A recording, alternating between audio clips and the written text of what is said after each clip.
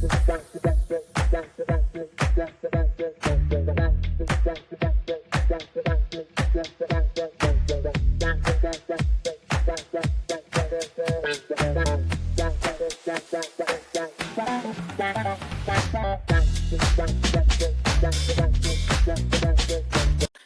right, welcome back to the Net to Net podcast. It's been a minute since we've done this. It's I want to say I think right before the last game of the first round. It's been a while, but we're back. We're gonna kick this episode off today talking about MLS soccer. Talk about what transpired over the last couple weeks, and especially what happened last week. So we're about to jump right in. I'm here with my other host, Caleb Kirsch. So how you doing today, Caleb? Doing well, it's good to be back, and we have some good news to bring you guys from the MLS. And if you're a Columbus fan, that playoff run, it was fun to watch, and we're gonna get into it. I think I'm excited. Yeah. So let's just dive right in. So the Crew, it's been a while since we talked about the Crew since their win. So after their win against the um, Atlanta United in the the third playoff game of best of three, the first time we've seen this um, play out before, because this is, like I said, this is the first year. They ended up winning against the Atlanta United to move on to the next round. It was like the next round against Orlando. One of our friends actually went to the game, which was kind of cool. So they ended up going down to they played Orlando, and in a hostile environment. You know how the Columbus Crew are when it comes to playing away from home. Caleb can contest that. We are not the best. Yeah, and we got the job done. We got the first one goes in, and it still did not make me feel like we were necessarily going to win the game, just based on our away form and especially how we did against Orlando the last time we were at their stadium.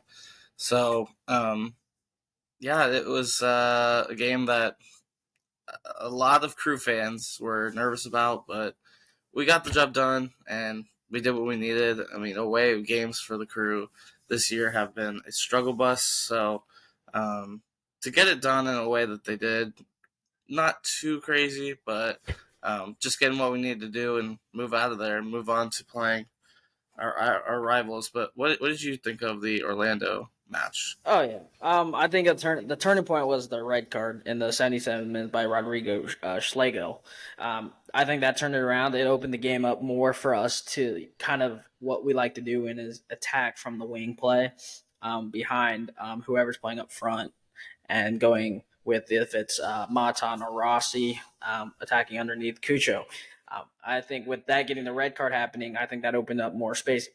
And then bringing on Christian Ramirez for Matan was a great thing. I think Christian Ramirez needed to start in these kind of situations, but he's really good off the bench. He comes in the 93rd, comes on in the 90 plus one, and then going in the extra time, 93rd minute, Christian Ramirez scores. Beautiful goal to put us up 1-0, and then Cucho finishes it off in the later stages of the match in the 117th minute. I think that was our and that red card in the 77th minute. We looked just more dominant. We had more possession of the ball. We were going more forwards. We were defending well, and I think that's where it turned. Um, they just couldn't get passes going, and from the Orlando side, I saw that they were struggling to get ball movement. They were struggling to get it up the pitch, especially when you have a red card, you kind of can't go up. You can't attack. You can't do all you need to do because you're pretty much sitting back pretty much most of the time with 10 men. So great game, and then we got the result, which is happy. And then I got my matchup I wanted in the next round in the Eastern Conference Finals, the Columbus Crew versus FCC, and I wanted to take on the best team in MLS to show who was the best team in MLS and who is the best team in Ohio, and Mm-hmm. they did scare me. Yeah, a lot of storylines going into this game. Obviously, Hell is Real as a game just brings so much excitement and so much emotion, I would say. And the fact that FCC's best defensive player had a run in with the referees after the Red Bulls game. Um, were just, I mean, if you looked at Twitter early before that game, a couple days before that game, all you saw was FCC fans going this way, Crew fans going this way, making jokes about what Matt Miazga brought to the referee area, memes about like him bringing a Tupperware full of slices of pizza and a hamburger or something like that. And then you have FCC fans saying that it's a rigged against them, that it's not fair that Matt Mhm. Miazga is suspended for the game. Wouldn't be the first time he tried to go somewhere he shouldn't have been, aka there's some rumors he was at the January 6th thing, so breaking into places, something that was a talking point, a joking point, obviously just banter between teams, so it was just funny. But onto the game, the Crew in the first half played pretty well, I would say.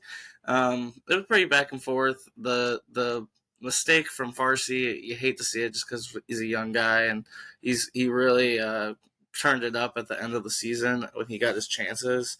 And Vasquez, I do have some reservations on how good he actually is, but if you put him in front of net like that, it's probably going in.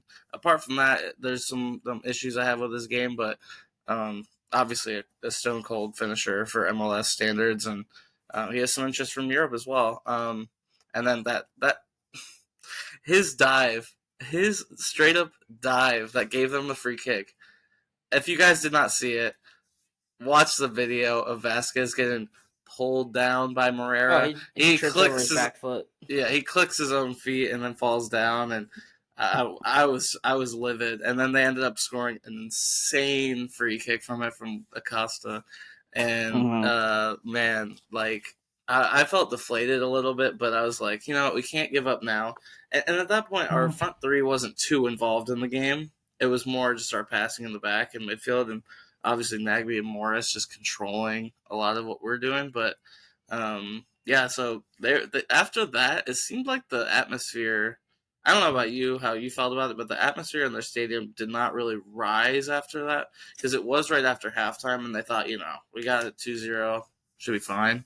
Yes and no. I would say so. The first half, yeah, like you said, like we played the better half. We were more dominant. We were more possessive. We were going at the goal a lot. They had to defend a lot, and then their first goal it was kind of like a counterattack, and then Brandon Vasquez it was a 1v2 on in the, like right around our box. Brandon Vasquez gets the goal. He's like you said, he's a clinical finisher. I think he's a really good striker. He could have been something for the U.S. if we didn't get Balogun. I think he could have been great. I think he'll do great in Europe. I think his style fits what a lot of European teams play: big, physical, hold up play, let his wingers run off of him.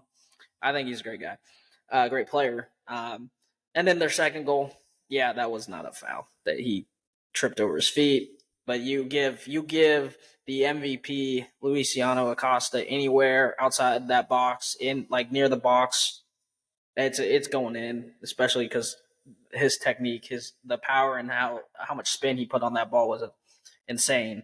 But I would say that goal at the end of halftime kind of fired up their fans because it was loud in there. And Taylor Tolman and all of them, they were talking about how loud it was, how you barely could hear, and it was bumping. And FCC, like, yeah, I don't like them, but they have a good fan base. They have a good crowd that comes out every game, and so I think they were bumping. And then, like you said, I think yes, at the same time going in after coming out of halftime, I think they were like, oh, we're up 2-0. Yeah, we got this in the bag. And in the second half, they played a lot better than we did. We were terrible in the second half. They were a much better team in the second half than we were. We won the first half. They won the second half. But you have to remember, every time we play these guys, they always they always score in the first half. We always score in the second, and we either win or tie it. So that's where I'm at, and then we go into the second half.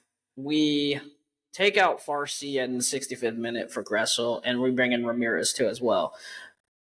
My only thing with Nancy there was bringing out Aiden Morris. I do Mm-hmm. not think that was a great idea. I think if we get someone out, we take out Matan, Yeah. which made no Well, sense. Because you put Matan, take out Matan, you keep Morris in the midfield, and you put Cucho where Matan was to run underneath Christian. mhm. What they did was they moved Matan back to center mid and put Cucho underneath Christian, which I don't like that because Matan's not that great. And you bring in Gressel for Farsi because yes, Farsi did not play that good that game. Like he was terrible. No, yeah. And I was honestly kind of high on Gressel starting in the finals, but we'll get into that later. So then we're playing, and then the 75th minute own goal by Alvis Powell, which was hilarious. Christian Ramirez Mm-hmm. took credit for that, but and Why then not? and we also thought we get one goal, we're gonna get a second goal. We're the highest scoring offense in MLS. We have the best attack between when it was when it was Cucho, Zelrayan, Ramirez, and when we had Rossi, Cucho, and Christian Ramirez. We have the best attack, and we go, and then Rossi puts us into the ties it right before the end of the game in the 86th minute. I think but the turning point was that save that Schulte had on Buapenza. If he doesn't Mm-hmm. make that save, it's 3-0. We're done. We're out. I don't think we're Yeah. coming back from 3-0. That fired everybody up. That was a crew fan and quieted the entire FCC. And then they sub out Buapenza, which I think was a terrible. The two mistakes that I think Pat Noonan made this game was subbing out Buapenza and subbing out Kubo, because both of those two were doing really well in the second half. Buapenza was offsides like 90% of the time. He was still causing havoc, making our defense being, oh crap, he's going to get in behind. How do we stop him? We can't stop him. So Schulte's got to make those saves. Kubo was controlling the midfield. We could see it because he was controlling the midfield. He was linking up play from their back line to Acosta and to Vasquez. And then we go into extra time, and here's the third mistake by Noonan. You subbed out Vasquez when you probably should have subbed out Acosta, because Acosta was hurt. Yes, Vasquez is tired, but I'd rather have someone tired that still can run than a guy that's literally just standing around waiting for the ball to come to him. Yeah, he and was not going. limping. It Yeah, wasn't just exactly. standing. He was injured. So I'd rather have someone that's not can't run, injured, not Well, trying, than having a guy Acosta, that's tired. yeah, and I wouldn't Acosta want Acosta in literally, there. he was walking around limping a bunch and grabbing and stretching. And then when he was asked by the coach, hey, He said no. can you keep going? Or, yeah, it was either can you keep going or do you need subbed out? And he said, he's like, I'm staying on the field. Mm-hmm. And him and Barrial too. He was limping around at the end, and that's how we ended up scoring the last second goal, which our two Colombian boys had their fingerprints all over. So, if you watch if you watch the goal from the normal view, it doesn't look like that bad of defending. But if you see it from that side angle, Barrial is like way behind where Cucho is. He just gets a free run in and puts it across right for Ramirez. And that moment was a huge moment for crew history, I would say, especially in such a big, intense game.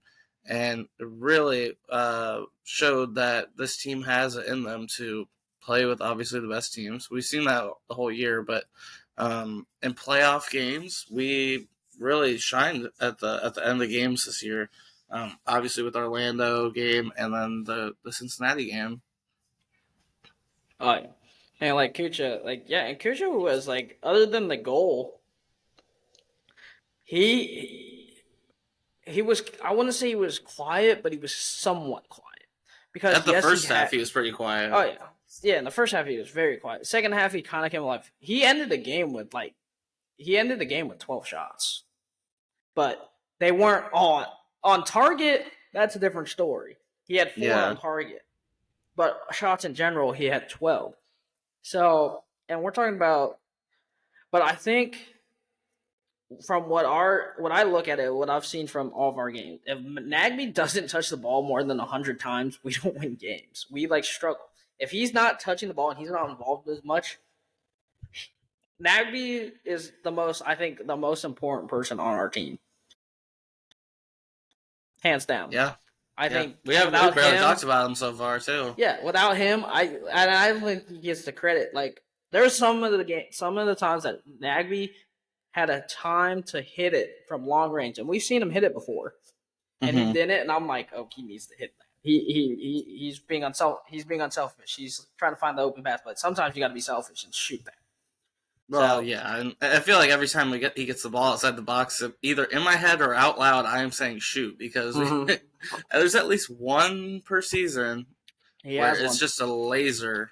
It's just a laser. Yeah. So yeah, we come out of FCC at their home and beat them, which I'm so happy about, and we host MLS Cup again. Wait, hold on. Before we get to that. Yeah, I heard a lot of FCC fans talking about how the Supporters Shield is more important than the MLS Cup, and the only people that talk about the Supporters Shield, it seemed like, are teams that win it, and that's it. It doesn't seem like anyone else talks about it. Hey, so the meme about it is the 3 spoons and the plate, because if you don't know, the spoon is the worst team in MLS, and so they were.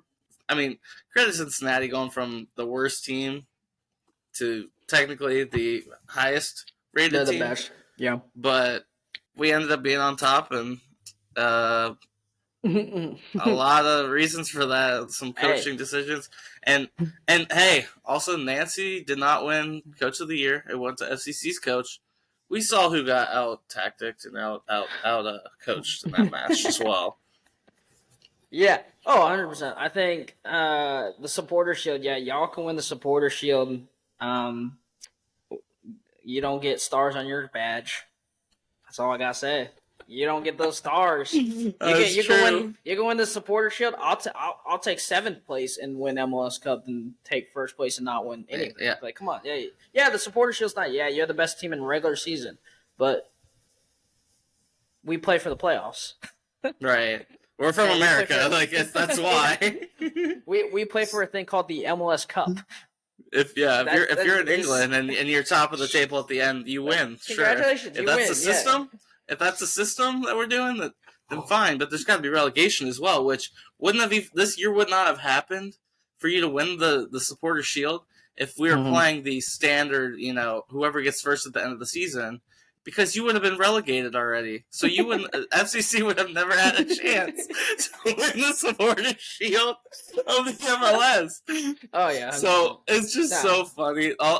This is, Sam. I don't know if you were connected to the Crew versus FCC Twitter banter and all this stuff. I was obsessed with it because it was just hilarious. And I saw that tweet and I was dying. I was literally dying. No, I stayed away from it because I didn't need to be involved in that. It was all I'll let our team show us why we are the best, and they did. No, you don't have to be involved. You just have to sit back and enjoy the fireworks.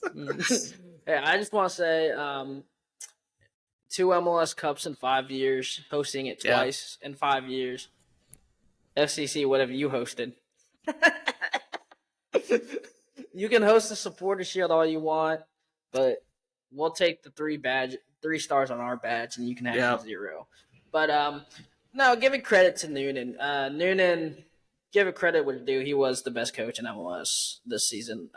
You don't get first place and you don't blow out teams like he did in the regular season to win Coach of the Year. And I think they need to change the way we look at Coach of the Year. I think because they really only look at it from regular season. They don't really count into effect what you do in the postseason, which I think all the awards should be announced after the season so you can include post and regular season. But most of these awards are based on regular season play, and we see it everywhere else.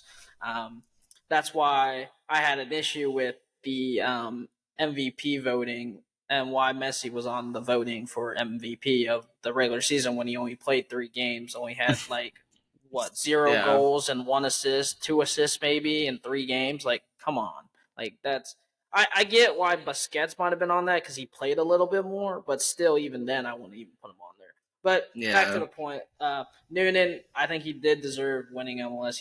They were the best team if you look at it overall in the span of all MLS. They did have the most points from the Eastern and the Western Conference, and they had the most points between the Eastern and Western Mhm. points. I think the only person that you can Nancy is a great coach. I think there's some decisions that he makes that are really stupid and that I don't agree with. But Noonan, if Noonan didn't win the coach of the year, I don't think Nancy would have won the year. I think it would have went to Orlando City's coach. They had 63 points. They almost caught up to FCC. I think what they did. I forget their coach's name. What's his name? Do you remember the coach's name? No, I don't. Oh, Oscar Alexander Pereira Gomez. Okay. Um, yeah, he did a great job taking over for Heath when he left. I think he kind of like we saw that kind of like when he took over, he like let's get rid of Nani, let's get rid of the old guard and kind of build around this new foundation Yeah. of like And they do have a good Fanuca. foundation. Yeah, their wingers are amazing. Torres, Facundo Torres, and who's the other one? Angulo. Yeah, Angulo, and He's then with really, yeah, he's a good Oeo. player. They got a good mix of veterans and youngsters over there. So they got something cooking over there in Orlando City. So I would be worried about. But all in all, I think that's who would win it probably if it wasn't Noonan. But yeah, Hmm. Nancy. I think Nancy gets a good shout. We were really bad last year, and Nancy's first year takes over, and we get third place. But yeah, but back to it. So we host MLS Cup for the second time in 5 years. The last time was COVID 2020 when we beat the Seattle Sounders. It was a four. I want to say 4-1. I think 4-1. No, Was it's 3-0. was it 3-0? I thought it was 4-1 for a second. Yeah, because it was 2 Zelerion and Yeah. one But Etienne. Etienne was the other yep. one. Yep. And they didn't score any. We kind of locked them down. And that was Aiden Morris starting because Nagby had COVID. Nagby got he either got I think it was Yeah, COVID. he had COVID right before the game, so he couldn't play. So we put in Aiden Morris, an 18-year-old, coming in and playing in that game, and that And was we only had, I would think, around like 1,000, 2,000 people in the entire stadium. Which that stadium I think held like 15, 20,000 people. yeah, So it was a lot less of an atmosphere. Like obviously the home ground is nice to play on, but you want your fans there. And I actually got the opportunity to go to MLS Cup, and it was a great atmosphere. At the start of the match, the crew fans and LAFC fans going back and forth, chants, and LAFC did hold their own with some of their noise, and and their unexpected crew fans standing below them, and that's the other thing about the game. Nobody sat down. No one sat down. Everyone was standing pretty no, much the entire time, and I thought that was something because I've been to a couple at lower.com this year, and I haven't seen that at all. Typically, I stand up a lot just oh because, yeah, people in front of me, but it was like the entire time. And I thought the atmosphere was really good. The pitch looks really nice with all the different, MLS Cup stuff all over it. There's a big cup and yeah, everything. And so, Mhm. yeah. yeah, Yeah. So start with the yeah. game. Let's So talk yeah, about it. so a little backstory, background story for everybody that isn't aware. So this is MLS Cup. This is the championship game. There's storylines everywhere. There's Columbus Crew can take their second MLS Cup in 5 years. Um, um, we haven't seen that in a while. And then also with LAFC coming off of last year's MLS Cup win, they're trying to become one of the first teams to go back to back. We haven't seen that actually in a very long time, probably since the LA Galaxy years with Mm-hmm. Landon Donovan, Robbie Keane, and David Beckham. Uh, and this LAFC is a star-studded squad. We saw last year they brought in Chiellini, they brought in Gareth Bale. some of those unsung heroes that helped them win MLS Cup last year. I remember watching that game against the Philadelphia Unions. Gareth Bale saves them at the end of the regulation to take them to overtime, and then in the penalties, and they win it, and they become MLS champs. So LAFC is looking to kind of restore that, get that back to it. So we're looking at the finalists. They both finished third in their respective conferences. They did not play each other this year. They did play last year, I remember. But they've played 3 times, and LAFC has always beaten Crew, and their goal differential is 7-0.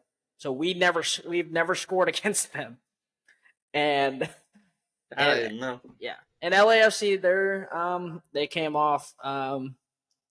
We both qualified for CONCACAF in 2024, so we're happy about that. But since we won, we'll get the bye, going straight to the round of 16. So that's great. But yeah, so we go in, and then we also get to play in the Champions de Campeones again, so we can maybe get our hands on that trophy. I believe that game is Tigres versus somebody. Let me give me a second. I can look. I think it's tonight, actually. The Champions game? No, the final for Mexico. Oh yeah. Tigres versus America, which we've already beaten America this year. I want Tigres. Which I mean, I feel like they're a tougher opponent. In my opinion. We can take them. I don't know. But back to the game. So yes, we're coming in. We are. We're the first ever MLS team. We're the inaugural team. We were one of the 10 teams. We have appeared in 3 MLS Cups. We've won it twice and lost in 2015. We could have come into this game with 4. Coming with 4. Potentially, yeah. 2015 was really that was a sad year. We should have won it. And everybody talks about in 2018 we might not even been a team. We might not even had the 2020 MLS Cup. It might have been Austin FC, but the Crew was saved. We were bought by the Haslam and the Edwards ownership. Thank God, because I don't know what I would have done if we did not have a Crew. You would be an FCC fan, probably like all the Crew fans. If they took our team away, I mean, what other Ohio team? I mean, I don't think I would have lived for FCC. I don't think I would have. Go Chicago Fire. I mean, that's the thing. I think I would have. Other team. This might be a weird take, but I think I would have jumped ship probably one of the New York teams or Philly teams. Philly or New York teams, to be honest. I probably would have joined the Red Bulls. Oh my God! No way. I think I probably would have, to be honest. That, or I'd probably maybe. I've always liked the Dynamos for some reason. I like Houston. I kind of like Dynamos, and we could have played them potentially. Yeah, we could have. I would have loved to see that, but because we would have had the return of Artur and Steve Clark. I hate Steve Clark. If only Steve Clark could have done the bad goalkeeping for another team instead of us in the final. But back to your point about the New York teams, I would say behind FCC and Austin, the New York teams are both on my most hated. I don't know how you can like those guys. I don't know. NYC is connected to Manchester City, and they won the title pretty quickly, and they have all these stars roll in like it's nothing. Yeah, and then New York Red Bulls, they're just. I just cannot like them. No, I just cannot like them. I feel like it's just like a franchise that, unless they're playing one of those other teams like FCC or Austin, I will not cheer for them at all. Oh yeah. All right, back to the game. That was a little off topic. Yeah, we're waffling a bit. Yeah, we are. All right, back to the game. So the game starts. We'll start off with the starters. There's a normal starting lineup from the Crew. We've seen changes throughout the game, which my only thing was Farsi out, Gressel in, Ramirez in, Matan in. I know you guys would have liked Ramirez to start, but I know you and Brett and everybody else were fine with Farsi starting. I was just like, a big game. I want someone For me, it was just more of like I want someone to start that has been in this situation before. He's been in multiple MLS Cups. He's experienced. That's what Gressel is. Yes, he doesn't have the defensive prowess that Farsi has, but Gressel has a better attacking presence than That's Farsi. true. But I think it worked out because I think if you start Gressel, you have to start Christian because then his crosses Hmm. mean nothing. His crosses mean nothing if we don't have someone tall in there. So, but Right. Farsi played a great game, and so He did play an amazing game. I really oh yeah. enjoyed him. And Despite then on the other side for LAFC, I think they yes, Christian Oliveira is very good. He's very dynamic. I just think playing Vela through the middle kind of limits what he can do. And we saw him floating so much out wide, but I feel like he didn't trust Bogies and Mario Gomez up front, which he did, which Steve Cherundolo, all-time great USMNT player, didn't want to go with. He wanted to go with Vela through the middle with Oliveira and Buanga on the out, kind of like on the wings. But I think that's where they went wrong. But they didn't have a proven striker. If they brought well, in someone last year, they could have maybe done something. I see what he was going for. Obviously, they kind of use him as like a false nine. So if you have three guys already in there for midfield against Nagby and Morris, then you got Mm. another midfielder in a sense when Mm. you have the ball. But it didn't end up working because LAFC's strategy was just not to keep the ball very much. It was to break out and try and catch us on the break, which our defense, apart from Camacho, and if you're counting Farsi and Yaboa, extremely quick and good at recovery. So, because we do play with two outside backs as center backs, so I mean that's right up was one of the reasons I think why Mm-hmm. they really couldn't get things going, and Boanga in the first half didn't really have too much going on Yeah, we against kept Malone Morera. quiet. Yeah, and in the second half, he came alive. I mean, I'm sure most of us are thinking like, when's Boanga going to get his chance, his really good chance? Because it's hard to keep a player out like that. Just like how Cucho, I mean, he had a long ranger that nearly went in, and Mm. that was pretty early in the game too. I mean, Cucho is someone who literally can be anywhere, and he'll be able to just fire off a shot, he's Yeah, dangerous. and I gotta give it props to Farsi and uh, Morera. We kept Buanga to 5 shots. Like all of LAFC's shots on target were from Buanga, and he only had 5. He had three, or he only had 5 shots. He had, um, sorry, yeah, he had. If I'm Well, two of mistaken, them were in the same play. yeah, he had 2 on target, 3 shots in general. So we kept them the 5 on target. 2 of them were Buwangas. One of them was Vela's. And then I think it was one of the defenders, I think, had a shot on target. I think it was Morello on a header. But, oh no, our defense played well against this very impressive LAFC team that is really good. That's been very good in the past. They have a really good center. Their center mids are probably the 3 center mids are probably the three like trio best in the MLS, I would say. You got Ilya Sanchez, Kellen Acosta, and Timothy Tillman. I think all 3 of those collectively are some of the best midfielders we've seen. Kellen Acosta was all over the place. He looked very good. But he was hacking a lot, which I'm shocked he didn't get carded. Yeah. No, Ilya he should have been off. Sanchez. Ilya Sanchez played well, I think, for the most part. He came off at the end. But in the game, the Crew score a penalty in the first, like 14 minutes in. We score a penalty from Cucho, and then we score again with a beautiful pass to Yaya Yeah. Boa running in. Yaya Boa slots it home underneath, gets underneath the crep play. Beautiful pass from Adamson. He's been doing it all season long. Love that guy.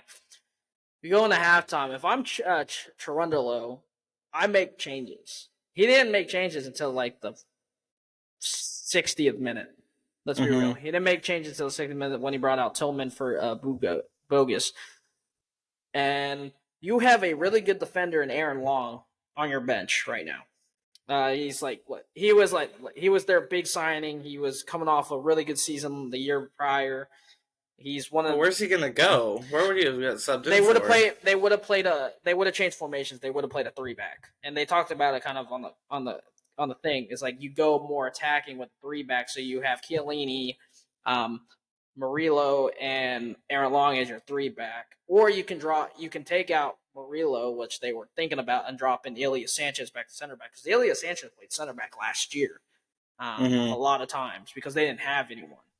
Because I thought Murillo, Murillo played really well, yeah, he though. played really well. They were thinking of I subbing wouldn't him have out. changed him. Yeah, I would not have They changed would have him. played a three back with that. Probably taken out. You would probably have to either sacrifice one of your center backs, or they would sacrifice probably Timothy Tillman.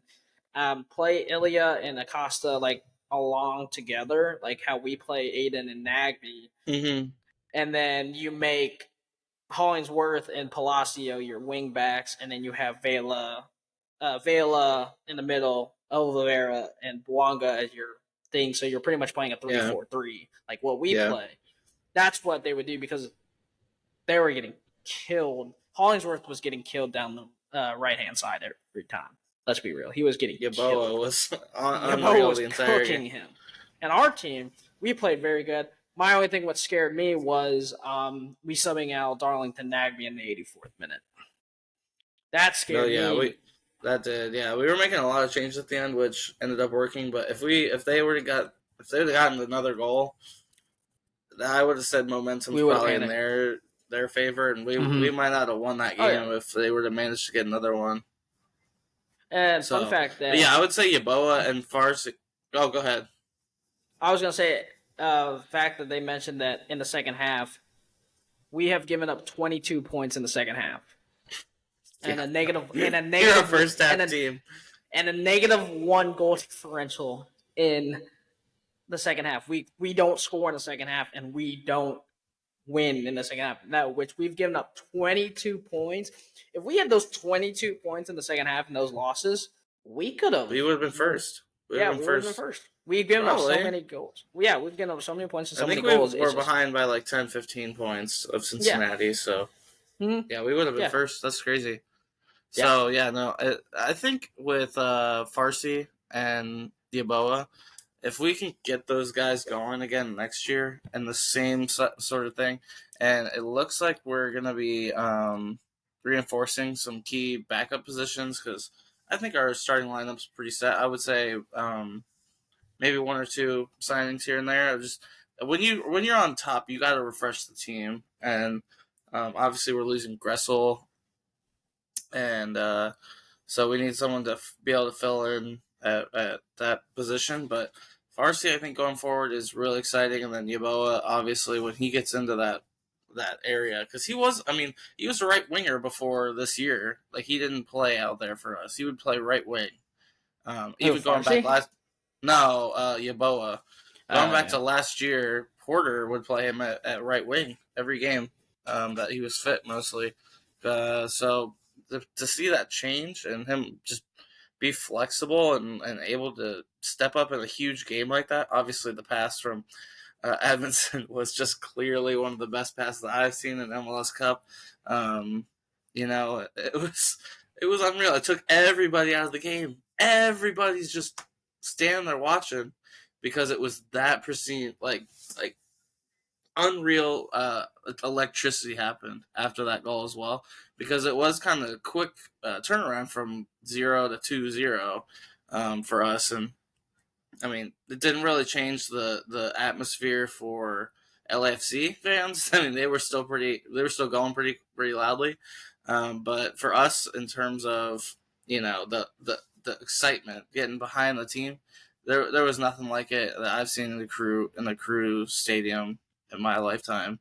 Oh. It was unreal experience because um, you got all these storylines, all this stuff about the second half, and we did end up giving the goal away off of Schulte's face. Schulte made a great save, hit off his face, and then Bouanga just has a tight angle where he just squeezed it through, and we almost actually managed to stop it because I think Amundsen was inside the goal pretty much. If it would have been like a yard ahead, would have blocked it. Yeah. Um, but yeah, like and Rossi too. I was critical of Rossi during the FCC game, but got us the penalty as well. So Mm. you know, as long as he can keep Yeah. that trajectory of going up too for next year, it'll be really exciting. Oh yeah, I think if we everybody says like, oh Rossi, why did we get rid of him? Why did we get him instead of Zelleran? We both like Tim Bexo, Nancy, and Zelleran all sat down and said, hey, you're getting older. You're on a lot of money. We want to bring in someone younger. Are we okay with where you get to pick where you want to go? You just tell us. And he's like, okay, Zelleran. They all agreed. They said ship him to Saudi. We get a good fee. We bring in Rossi, who's younger, like 5 years younger. We have to give him time. And it's hard to adjust from a new team and coming in like halfway through the season and you're not familiar. You haven't played in the U.S. for a year or two, so you're not. You have to get back into like Let you alone have to Columbus. yeah, and you have to get used to the environment. And so, but 5 goals and 4 assists in 14 games is not bad for coming in halfway through like towards the end of the Yeah. season. Like that's not bad. That's not like people think, oh, that's really bad. Like he should be putting up Messi numbers. He's not going to put up Messi numbers.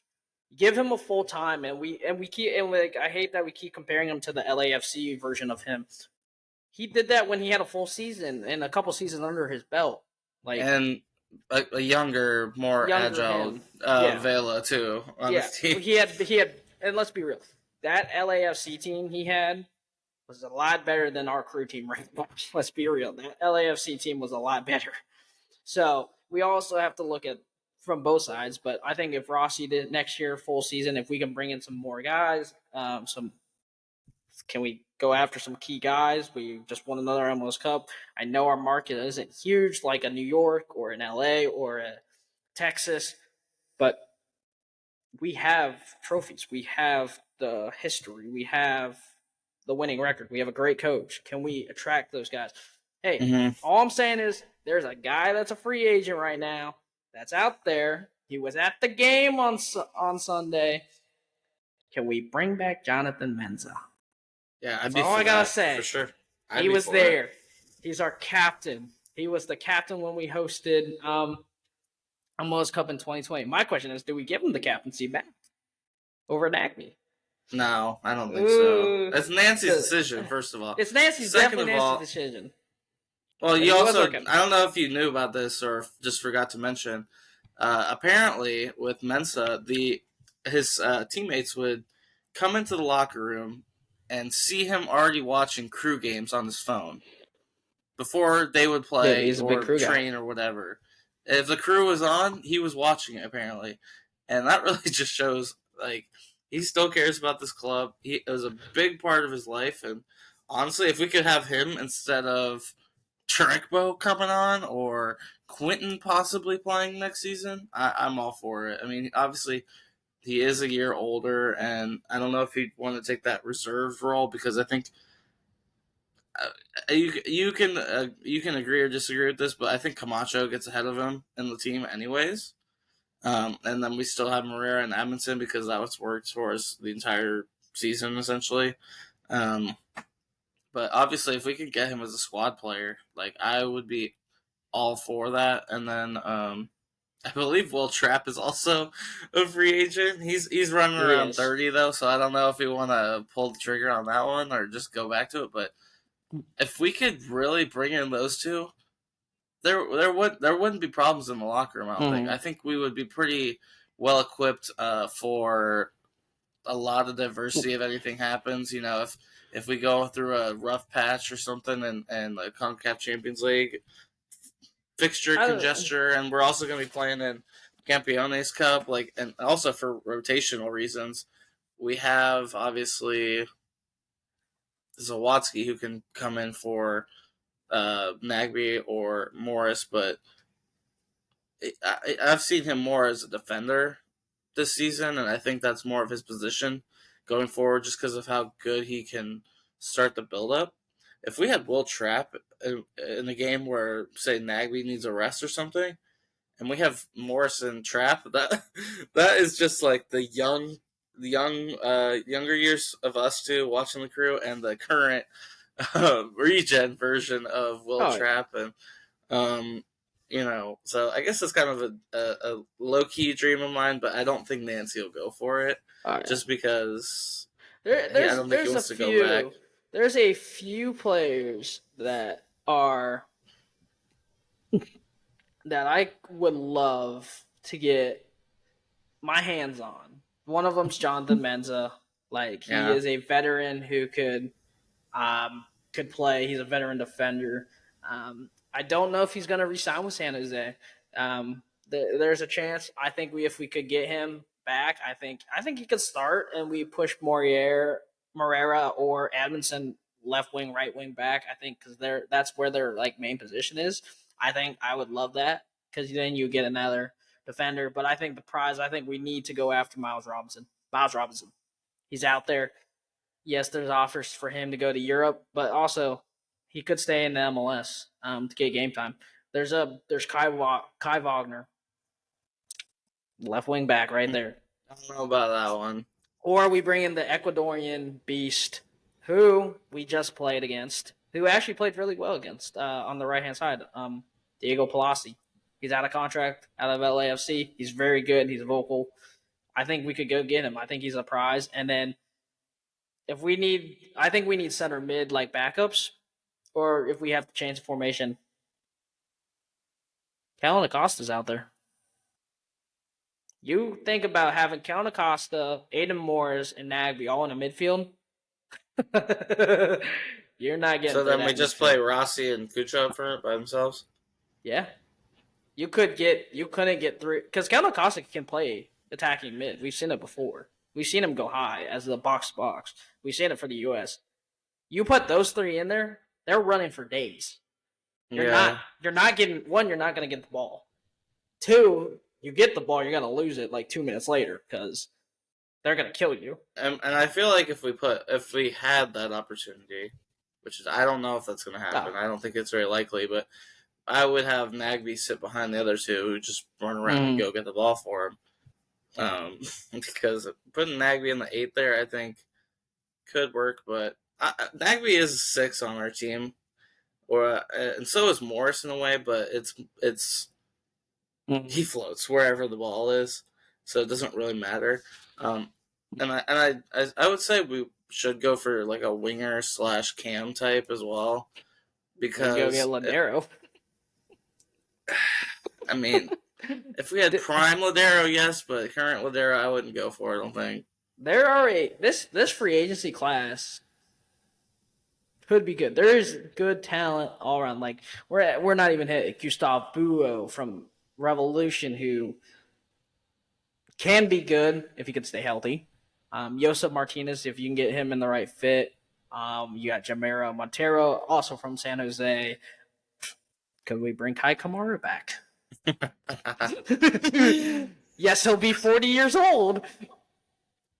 But I think he burnt his bridge at our team already. Yeah. I think he kind of burnt his bridge. But at this point, well, that was with the old ownership. That's not with the new ownership. Yeah, no, I'm saying on his end, I don't think he wants to come back.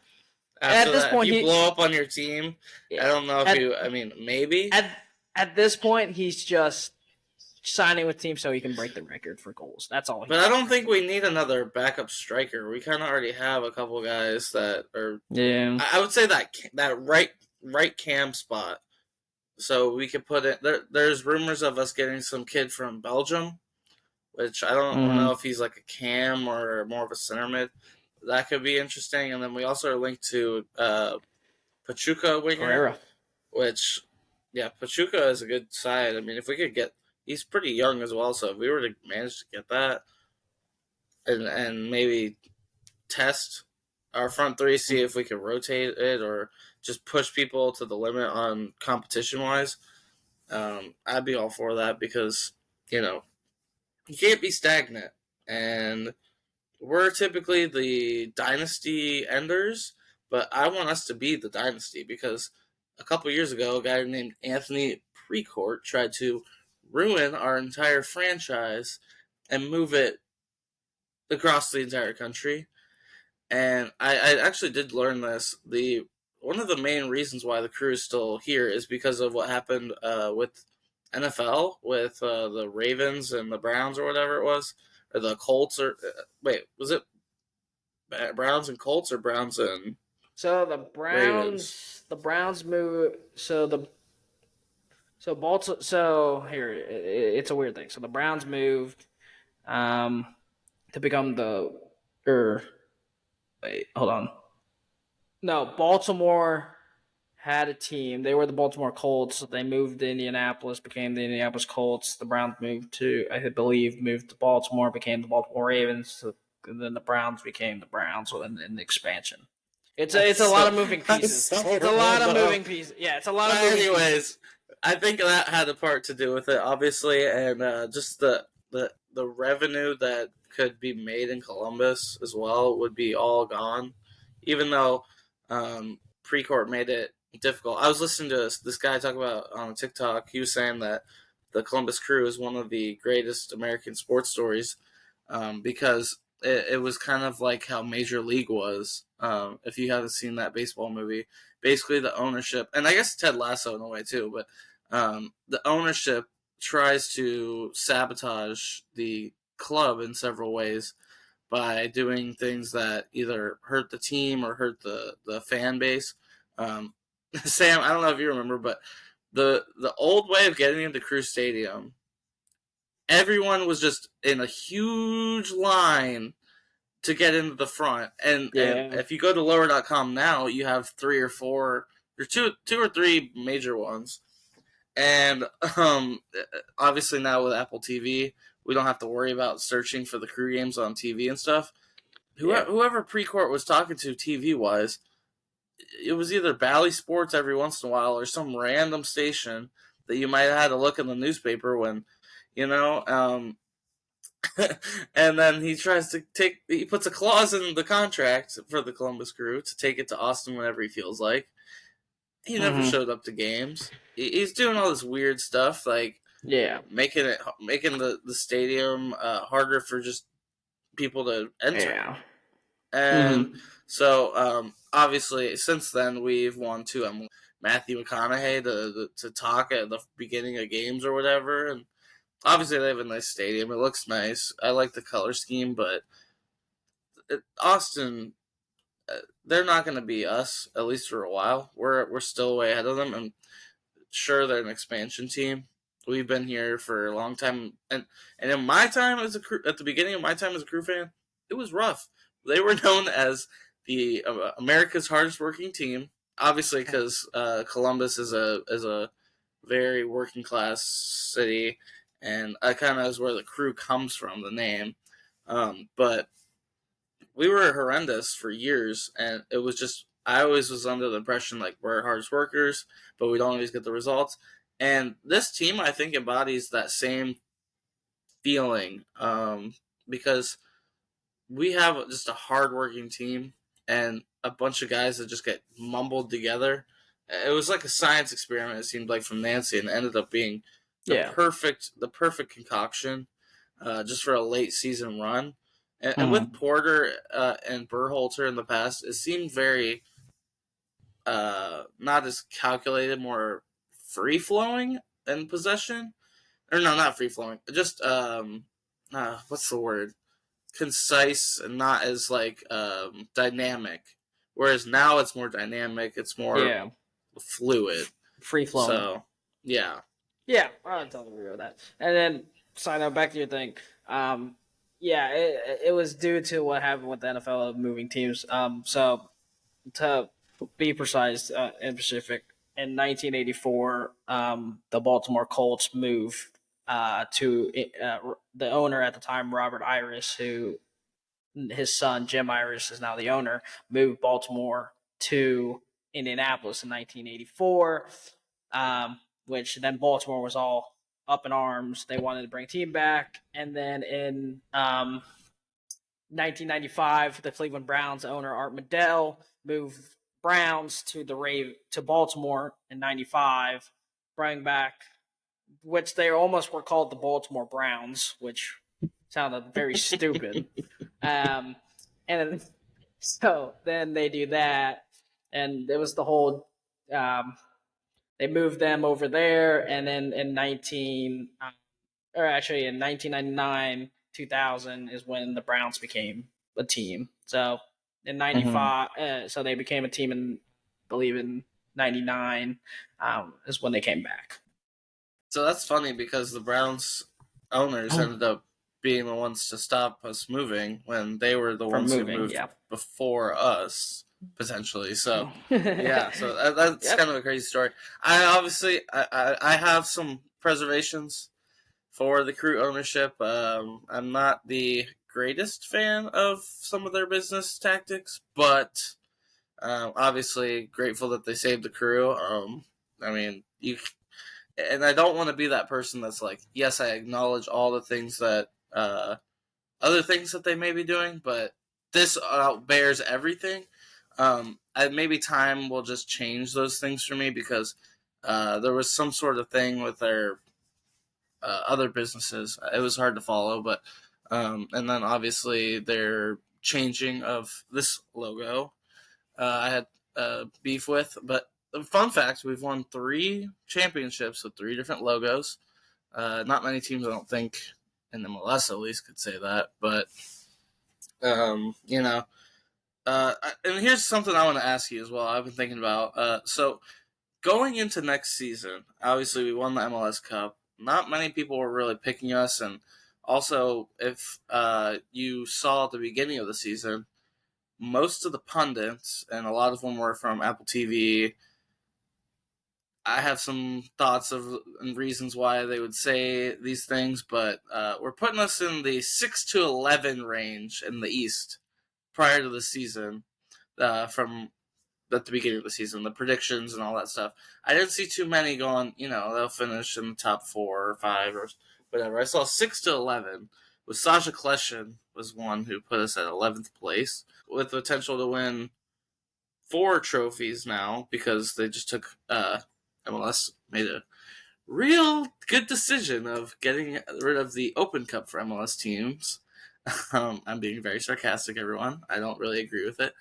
But we have the Supporter Shield, the MLS Cup, we have the Campeones Cup, and the CONCACAF Champions League. So that's 4 cups we could potentially win. Your expectations, what would a successful season be for the Crew next season? Um, it's hard to tell. It's hard to judge just because we're just getting the off season. The roster is going to look totally different next year. Just taking up things, and Tim, our GM, has pretty much said Hanasteros from Pakucha is pretty much signed. Um, Oh, pretty is official. much. It says nothing is officially done, but they are in the works of finalizing the paperwork. He's a winger. He So, scored 7 what's and his name 11. again? What's his name Um, again? Mariano Hinesteros. He's 21 years old Okay, I'll have to midfielder who look plays at for Pachuca. Um, 21. we've yeah. We're also linked to the 21-year-old Jaron Stucker from Belgium, like you mentioned. So Yeah, these guys, yeah. right now, they're in the works, but they're not official yet. They're still working on them, and Mm-hmm. they're still working on a couple other guys. And just a fun fact: our GM is also a has built 3 championships. I trust him. He's built 3 championships: 2 with Columbus, 1 with Toronto in 2017, with 3 different coaches. I like him. He's very good. He knows what he's Mm-hmm. doing. Having him at our helm is very good. Keeping the core together will be the biggest thing. Um, Yeah, I think we already have that settled. They already announced their end of season. mhm. Yeah, so So, my expectation for them next year, going off of now, just early on, we can win 4 cups.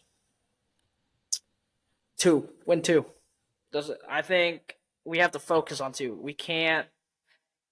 We can focus on all of them, but then we at one point we have to kind of narrow it down to what we can and can't. Like the one trophy I'm okay not winning is the supporter shield. I could care less about that. It mm-hmm. doesn't matter where you. It matters where you finish at the end. It doesn't matter where you are. Like It matters where you finish. Yes, we finished third, but we won MLS Cup. That's fine. We could get ninth place, get into the playoffs in the wild card, and win the whole thing, and I'm okay with that. That's still a success. We won MLS I Cup. might have a couple heart attacks throughout the way. Yeah, I might have a heart attack, but we still have MLS Cup. Let's see what happens with the League Cup. See where we get drawn. Oh, I didn't even count that one. I completely forgot about that one. Which ones did you say? You said the Supporters Shield, the MLS Cup, the Campeones Cup, and CONCACAF Champions League, and then potential. So we have potentially 5. And the League's Cup might be the with the US Open Cup, but that's our next team, which I'm happy that the next teams are playing in it because we don't have to play our guys against that in another competition where we're going to be tired. Okay. This is where Nancy's going to be tested. We have 5 potential chances to get trophies. MLS Cup is our number 1 priority. It has to be retaining the MLS Cup. That is our number 1 option. Number 2, I would then say the Leagues Cup. If we can win the Leagues Cup and show why MLS teams are the best, better than the teams down in Mexico, we need to win that. That's a 2. Because then we can say we are the champions of North America, and we can say we're the champions of MLS. Those are the 2. After that, I could care less. Yes, Champions Cup, yeah. Okay. That's a one-off game. That's a one-off game. That's still a cup. We've already won it. We can win it. Too. Yeah, that's fine. But I don't think that's a priority. And then the CONCACAF is I would say, in order, it probably goes MLS Cup, Leagues Cup, CONCACAF, Supporter Shield Champions. It's a trophy, but it's like it's not that important to us compared to you would say MLS is more important. It's the most important thing. Leagues Cup is number 2, has to be. CONCACAF, yes, because that's a mixed teams between MLS and if we don't win Leagues Cup, we win CONCACAF. We can say we're champions of CONCACAF. Yeah, and we would get into the Club World Cup that way. Yeah, and then we get into the Club World Cup, and then we get our butts kicked in the Club World Cup because after this year, it's now previous winners are in it. So now you have the likes of Real Madrid, Barcelona, Liverpool, Man City, Chelsea will be in it. I think Brazil, there's like 3 Brazilian teams. Like it's now, and pretty much with Champions League, because in Champions League, if they're already in it, then it goes to the runner-ups and then the Europa League winners. Because you also have the Europa League winners too. So you'll have Sevilla, you'll have whoever wins it this year. So it's going to change. Yeah, if they win it, yeah. So I would say, honestly, we need to take this year's Champions League serious because next year it's going to be tougher. And we're already in the round of 16. I don't remember it being the case when we won in 2020 where we just bypassed the whole group stage and everything.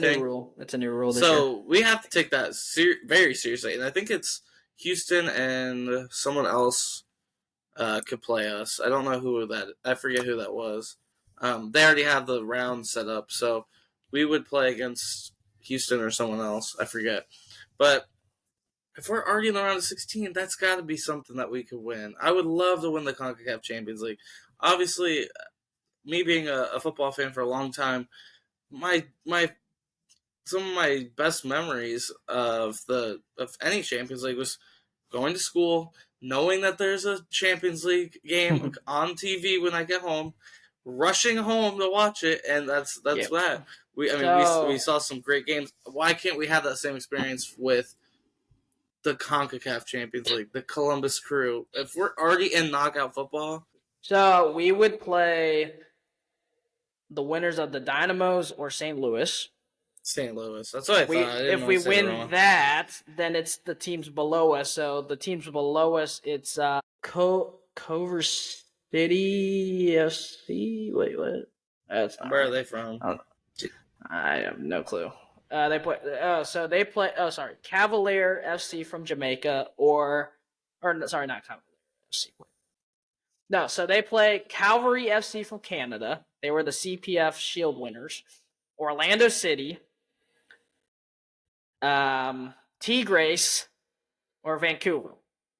Yeah, we don't want to play Tigres. We would meet them in those 4 teams. We could potentially meet in the quarterfinals.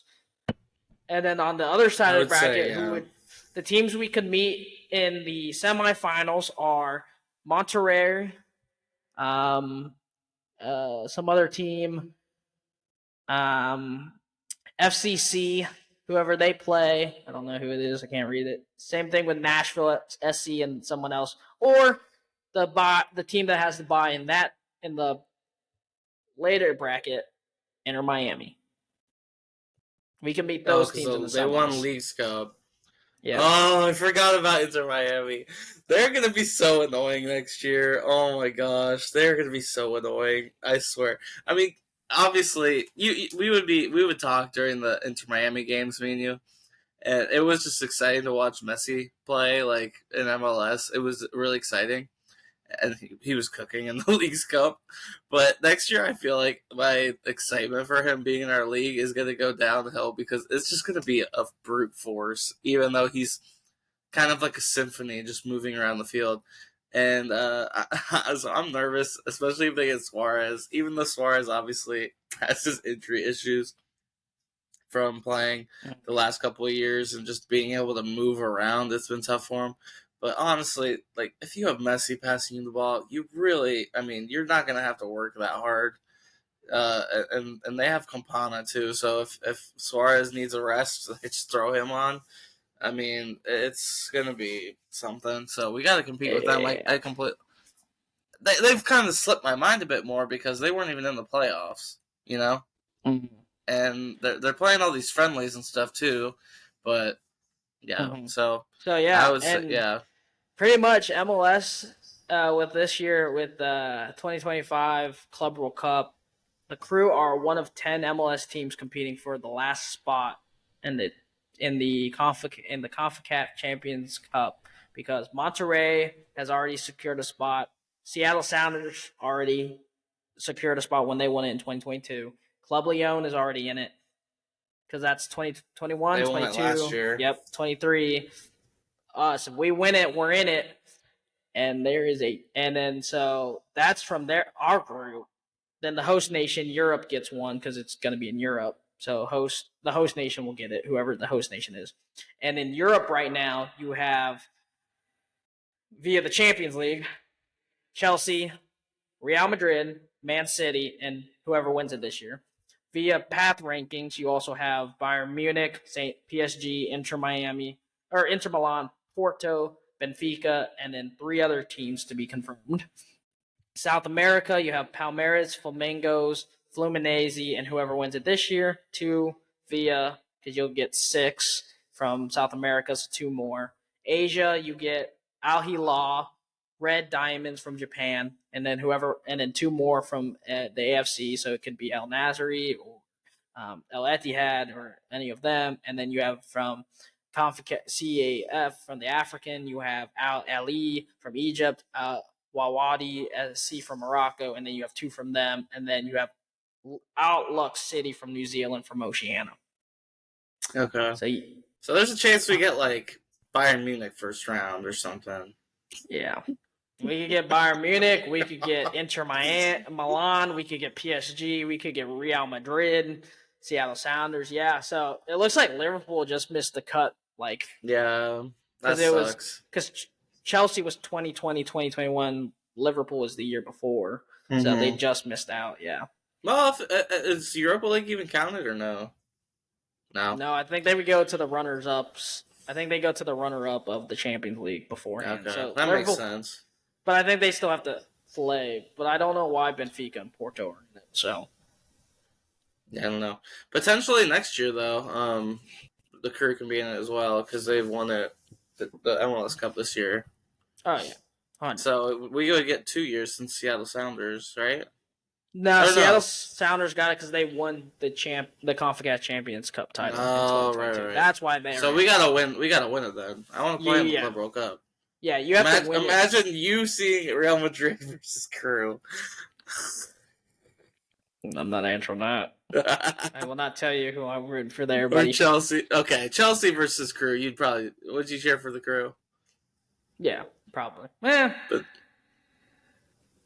I don't know. I don't know. I'm not That's answering tougher that. for you, I'm sure.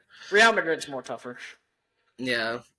No, Okay, but well, I think if we could win the Campeones Cup and another cup, because that's just a one-off game, that's the easiest one I'd say that we could win. Even though it's going to be probably our toughest game potentially. Maybe except for like Inter Miami next year. I'd say that one we could win, and we did host the last one that we played in against Cruz Azul. So if we get to host it, I'd say we have a good chance. I don't know how they're gonna do it because Tigres and America, they have some crazy fans. The Red Bulls I was could at be the coming back America anytime versus soon. Crew game. Oh, Red Bulls, come on. I mean, yeah, I did say it at the beginning of this year that after this year, like if they suck, they'll get some good people. But I didn't think they were just going to get them from their Red Bull, like the whole Leipzig connection. You know what I mean? I thought they were going to sign someone. Yep. Forsberg, Apart baby, from that. he's coming. So Forsberg and maybe Galassi.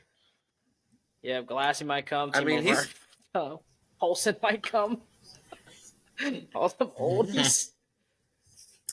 But yeah, that would be something. That'd be tough to deal with, I'd say. Because we definitely play New York twice a year.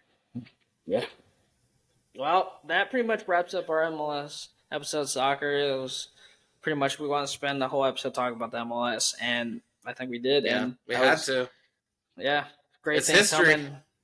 Now we're into the off season, and we'll come up with you once the transfer window opens in January, because the transfer opens up in January for everybody. So there will be moves happening. So I'm looking forward to that. So yeah, definitely check a look out. This episode will probably be out either Monday or Tuesday, whenever I get it out. But definitely be on the lookout for that, and we'll see you guys soon. Peace.